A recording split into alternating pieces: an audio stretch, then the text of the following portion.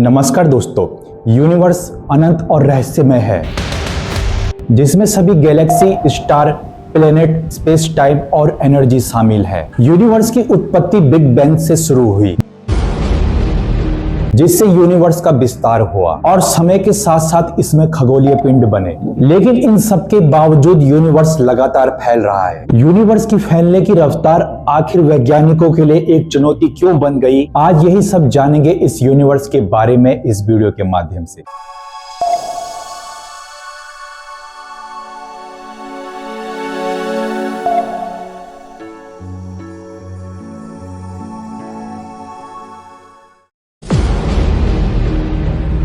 दोस्तों, आज से लगभग 13.8 अरब साल पहले अत्यंत घनी और गर्म अवस्था से यूनिवर्स का विस्तार शुरू हुआ।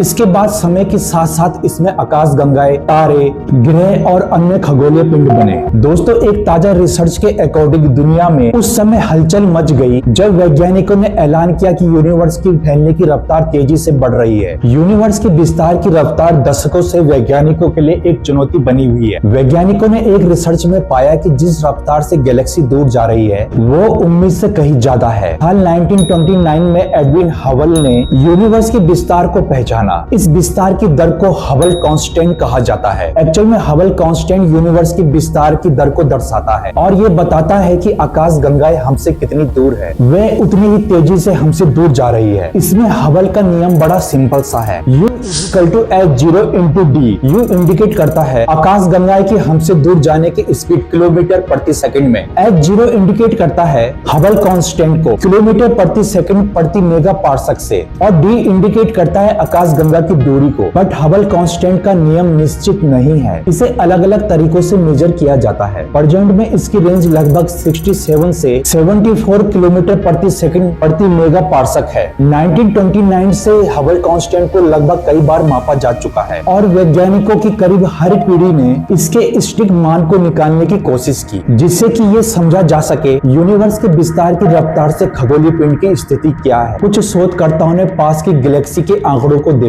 तो कुछ ने शुरुआती यूनिवर्स को अपना आधार बनाया। बट समय के साथ इन दोनों समूह के मेजर ने एक नए विवाद को जन्म दे दिया, जिसे हबल टेंशन कहते हैं। एक्चुअल में हबल टेंशन वो अंतर है जो हबल कांस्टेंट के अलग मेजर तरीकों से प्राप्त मानों के बीच पाया जाता है, जो कि वैज्ञानिकों के लिए एक बहुत बड़ी पहेली है, क्योंकि ये पहेली शोधकर्ताओं को सुदूर दिखने वाली यूनिवर्स और आज हमारे आसपास दिखने वाले यूनिवर्स की तुलना करते हैं, जिसमें कुछ गड़बड़ी नजर आती है। मानक सिद्धांत के अनुमान बताते हैं कि विस्तार के स्थानीय मापों की तुलना में रफ्तार धीमी है। ड्यूक यूनिवर्सिटी के भौतिकी असिस्टेंट प्रोफेसर डैन स्कोलोनिक बताते हैं कि आज की तस्वीर और शुरुआती तस्वीर में अंतर है, पर दिक्कत यह है कि बिग बैंग की तस्वीर और आज की तस्वीर को जोड़ने वाले कर्व से जो पता चल रहा है वो अनुमानों से मेल नहीं खा रहा है। वैज्ञानिकों ने सालों से खगोलीय पिंड की दूरी मापने के लिए एक कॉस्मिक लैडर का उपयोग किया। हर स्टेज का मेजर नेक्स्ट स्टेज के मेजर का आधार बनता रहा, जिससे मेजर की एक चेन बनती चली गई। इस कॉलोनी के अकॉर्डिंग उनकी सीढ़ी का पहला स्टेज ही गायब था और इसी पर उन्होंने काम किया। पहली स्टेज का देखने का एक सबसे अच्छा तरीका है कोमा क्लस्टर।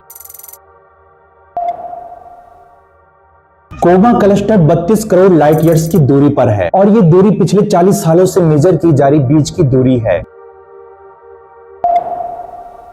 जो ये बताती है कि उनका मेजर कैलकुलेशन पूरी तरीके से सही है। इस कॉलोनी की टीम ने हबल कांस्टेंट की नई वैल्यू निकाली, जो कि 76 किलोमीटर प्रति सेकंड प्रति मेगा पार्सक थी, कि 32 लाख किलोमीटर लाइट ईयर्स की दूरी पर मौजूद गैलेक्सी हमसे कितनी दूर जा रही है। और इससे हमें यह पता चलता है कि यूनिवर्स पिछले कैलकुलेशन के कंपेयर में बहुत तेजी से फैल रहा है। दोस्तों, आज के लिए बस इतना ही। आशा करता हूं कि आपको ये जानकारी इंफॉर्मेटिव लगी। ऐसे ही स्पेस और नेचर की जानकारी के लिए वेल नेचर के साथ जुड़े रहिए। नमस्कार।